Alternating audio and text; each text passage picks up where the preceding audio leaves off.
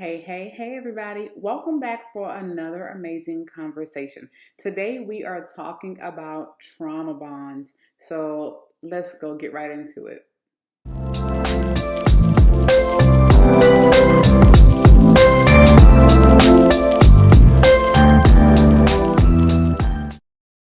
All right, welcome back. For those of you who are here for the first time, welcome. My name is Kasey King, licensed marriage family therapist, relationship coach, expert, author, couple conversation cards, marriage planner, and of course the 5 senses of love relationship workbook. I'm also a Navy veteran and speaker. So today we are getting into trauma bonds. And this is something that is really just I would say people are beginning to talk about, but still not talk about enough. And maybe there's not enough information out there, or you usually only hear it when you're going to therapy, whatever the case may be. But it's definitely a conversation we should talk about a little more so people can become aware. Because to be honest, you may be in the trauma bond. Do you know if you're in the trauma bond, which I'm going to get into? Sometimes we don't know because we really aren't aware and we don't know really what these terms mean. And if we just get suckered sometimes into situations with people that we felt that loved us. So, what is a trauma bond? So, a trauma bond is really when you're in a relationship that you feel that you're bonded through your trauma. And you may see this oftentimes defined as there's usually one person who pretty much holds all the power, in the relationship. And the other person is really on the receiving end of the abuse. And not just physical abuse, but emotional, abuse as well, psychological abuse, financial, abuse. So we look at it sometimes as a a marriage or you're in an intimate relationship and you're bonded through your trauma that way, but you can also be bonded through trauma in other ways. Take for example, when sororities and fraternities they went through the whole hazing stage. There's someone who's really higher up in regards to power and the one who feels powerless. Also, you can look at that, in the military, going through boot camp back then when there was a whole lot of hazing and a whole lot of abuse. And you feel you don't really have that much control over yourself, over your mind, over your body. And someone has, again, that power or that upper hand over you. You will also see it in, they may say cults. You may see it also in parent and child relationships, where there's also, abuse there. I've seen that a lot with my clients and, and their parents with what they've been through, physically and emotionally, where they were not aware until we discovered it that they were bonded through that trauma. So it doesn't always have to be a romantic relationship as we automatically believe when we hear that thing. So just know that trauma bonds happens in any type of relationship. And this can be such a very long topic because there's so many layers. So I'm going to try to keep it as compact as possible. So we're not here forever. I just want to kind of give you the basics on that, okay?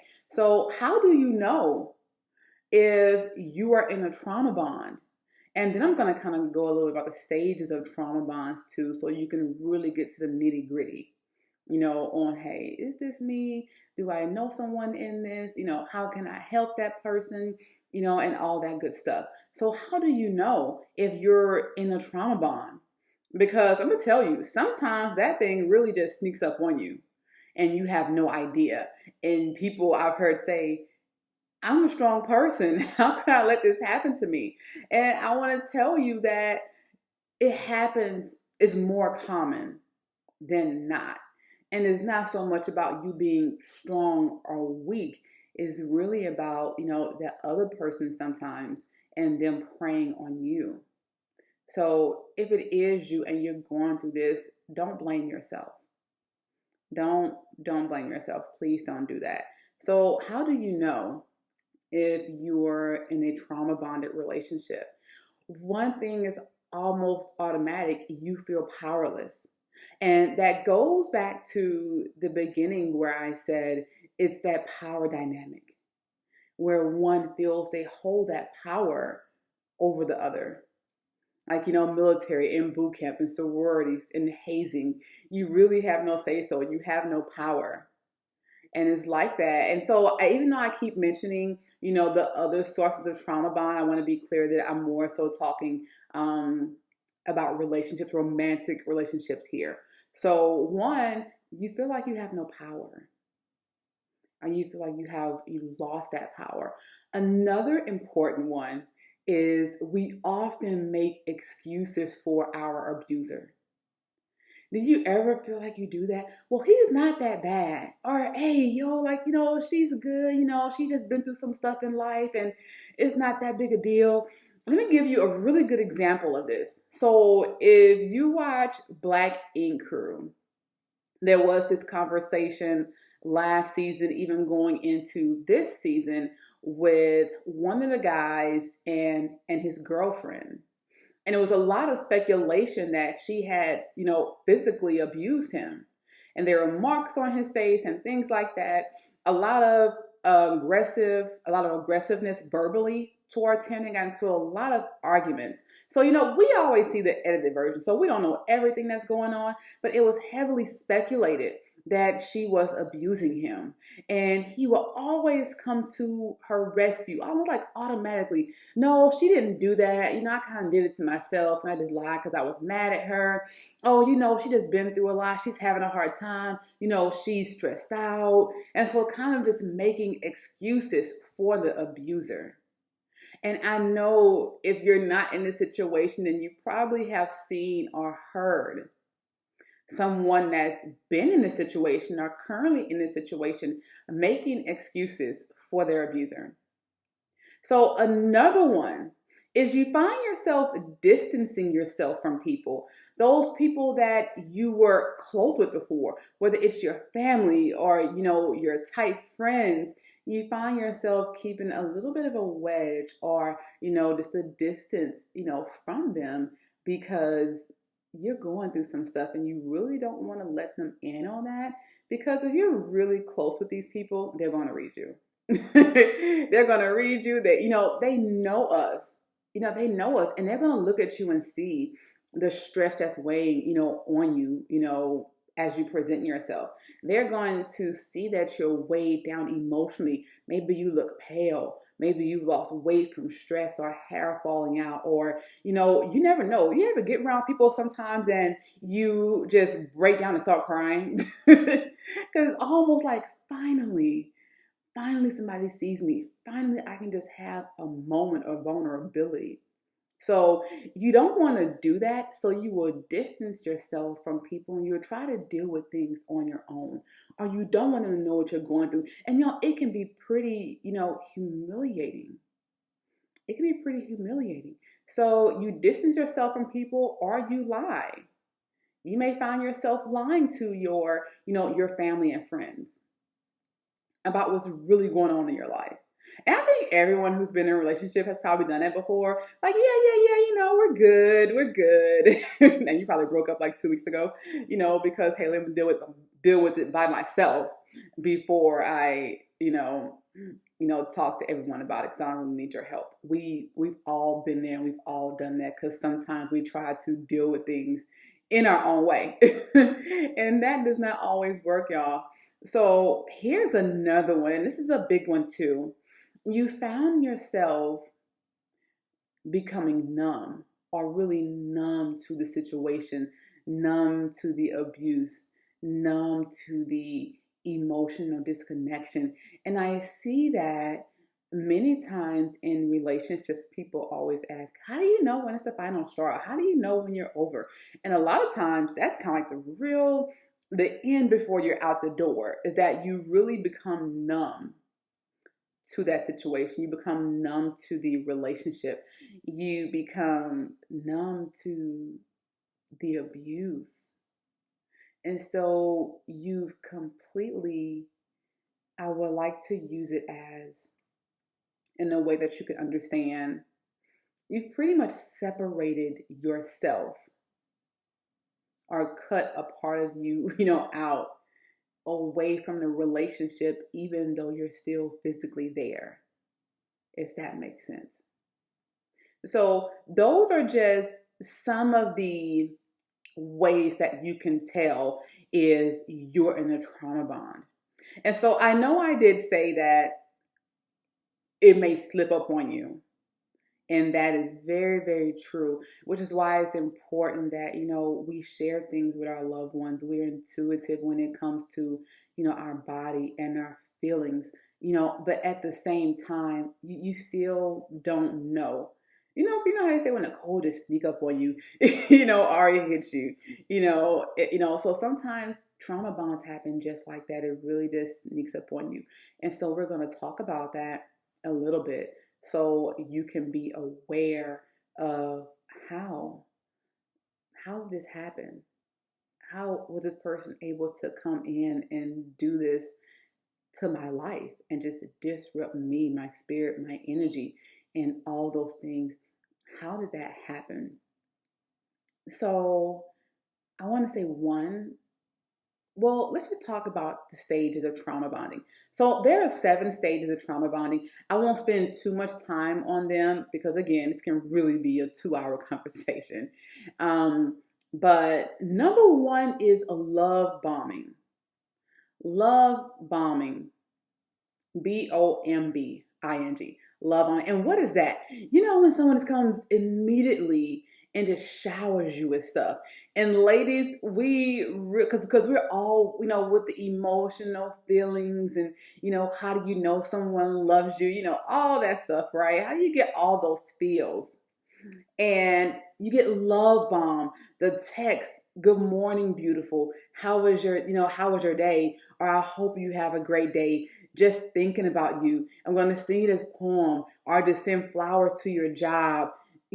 Taking you out on dates all the time. It's kind of bombing you with stuff.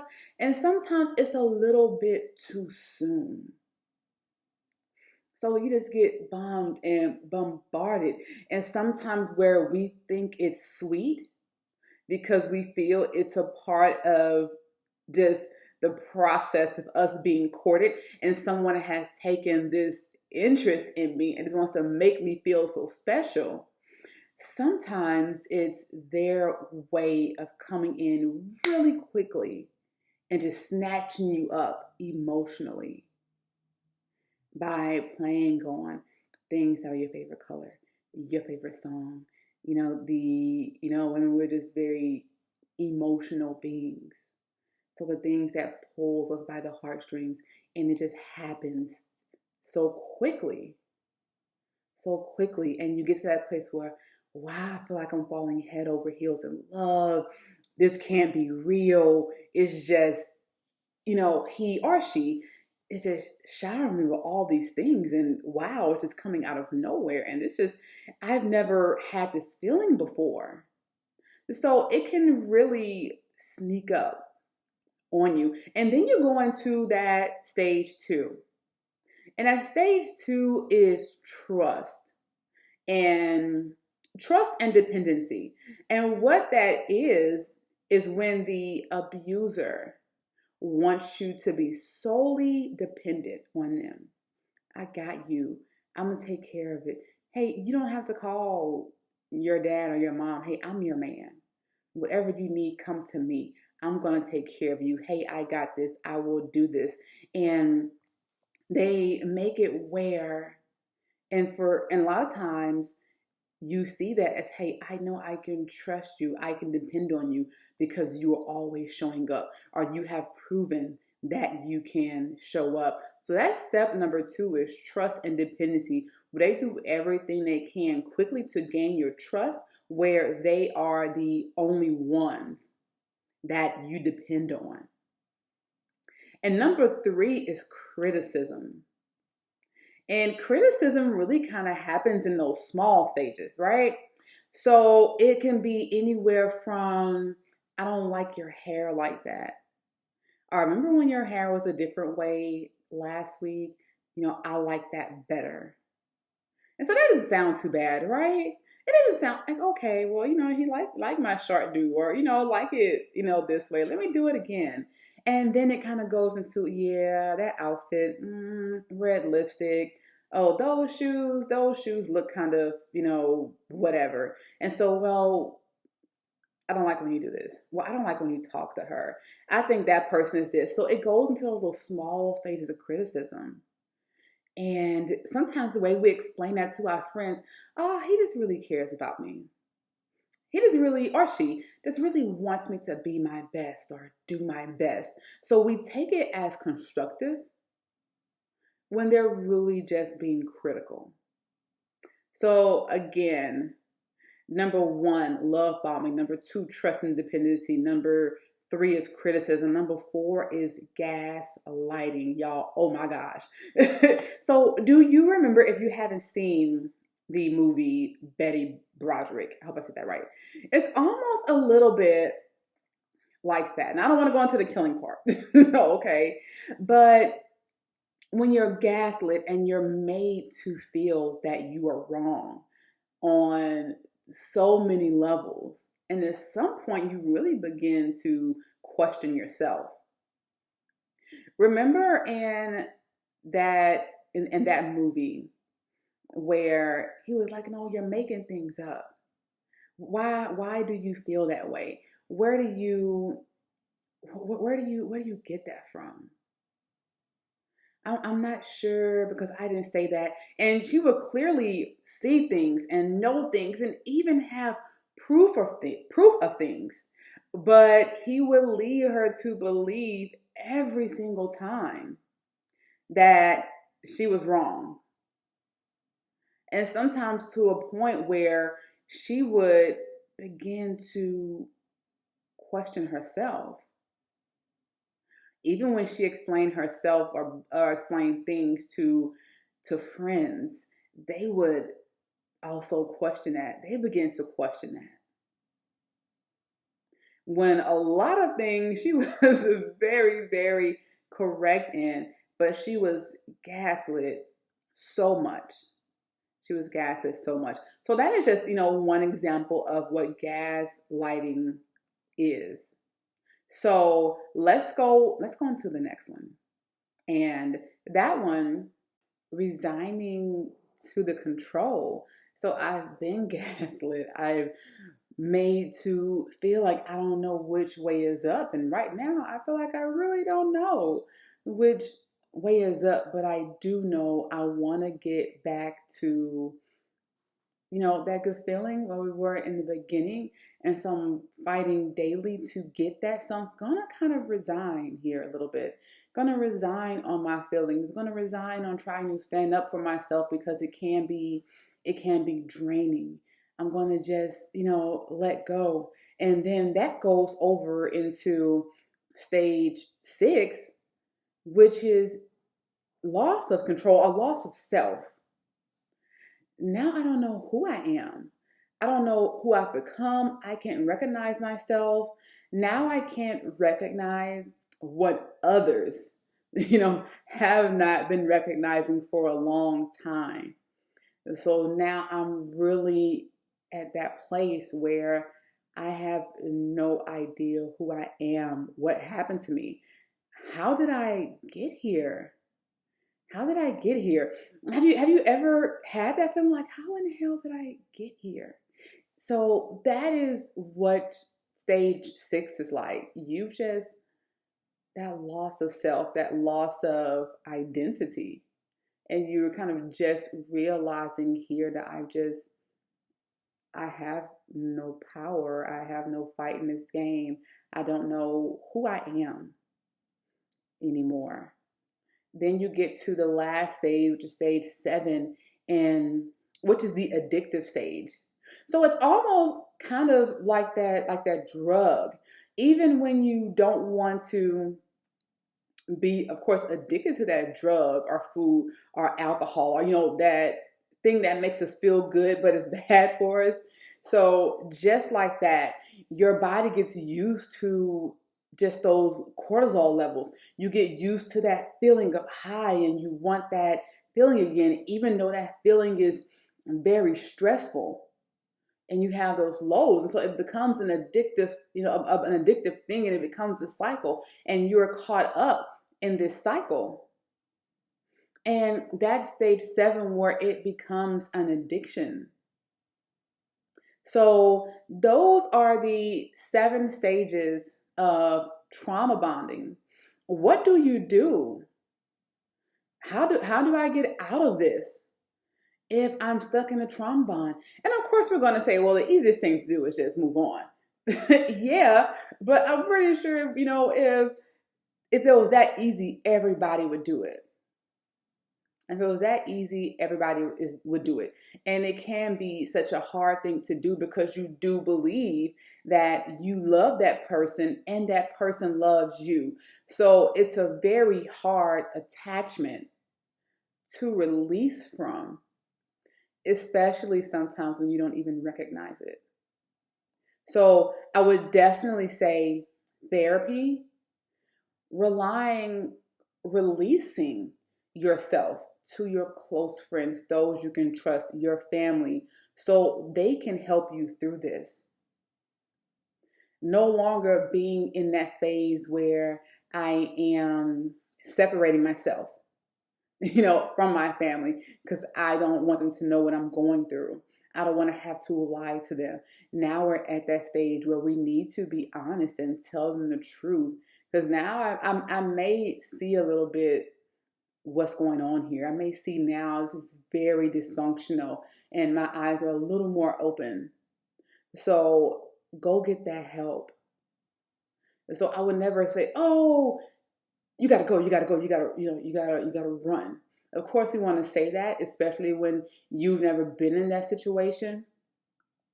But it's definitely something where you need support. You need to rely on your foundation, on those healthy relationships, on those people you can trust, on a therapist, someone or support group, someone that can help you free yourself so you can be in a place mentally, physically, emotionally where you feel safe and where you feel that you can heal. So those are some tips for you on, if you feel that, hey, what do? I know someone who's going through this. And if you have any more questions, hey, feel free to email me info@ksalone.com, KSALONE, or send me a private message, anything like that. If you feel that you are struggling in this, or you know someone is struggling in this, or you need some resources for therapy, there's so many resources for therapy or support groups that can help you work through this if you are indeed in a relationship that is bonded by trauma. So I hope these tips, this conversation, the definitions, all of that was helpful to you. Until then, be well, be safe, control your peace. Don't forget to like, subscribe, definitely share this if you feel that there is someone that needs to hear this. And don't forget to get your couple conversation cards in your marriage planner. Until then, y'all be well.